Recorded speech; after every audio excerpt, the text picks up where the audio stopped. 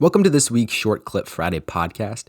Each Friday, I'll be posting segments from previous podcasts, and the point here is just to bring you some of the highest yield topics from each podcast in order to kind of reinforce those topics. This clip is extra short. I think it's about 3 minutes long, more of like an audio flashcards podcast.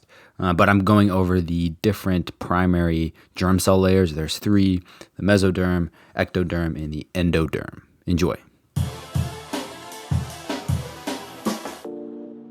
The next thing that's important to know are the different germ layers. So what I'm going to do is I'm going to talk about the three germ layers and then talk about the different organs or different parts of the body that are developed from each of those layers. So first of all, let's define a germ layer for you.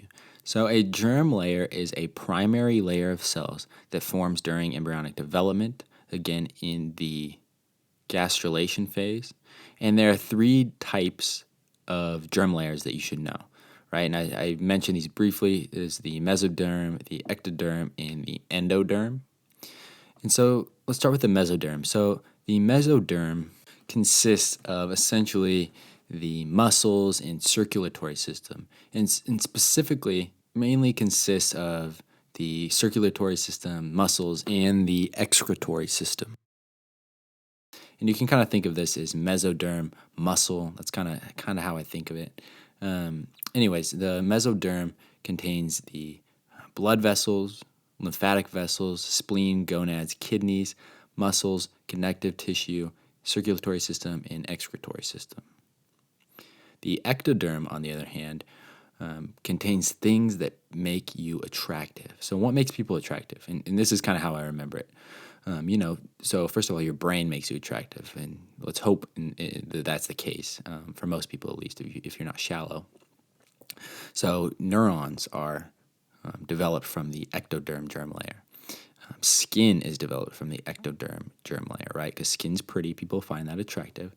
And then lastly, hair, teeth, and eyes are all things that people find attractive and are also derived from the ectoderm. So again, that's neurons, skin, hair, eyes, teeth. And last but not least is the endoderm. And when I hear endoderm or see endoderm, I like to think of inner layer or lining. So you hear endo, think inside. And that's because the digestive tract and the lungs are both derived from this endoderm germ layer. And in addition to the digestive tract and lungs, you have the parathyroid, the thyroid, the pancreas, the liver, and the thymus.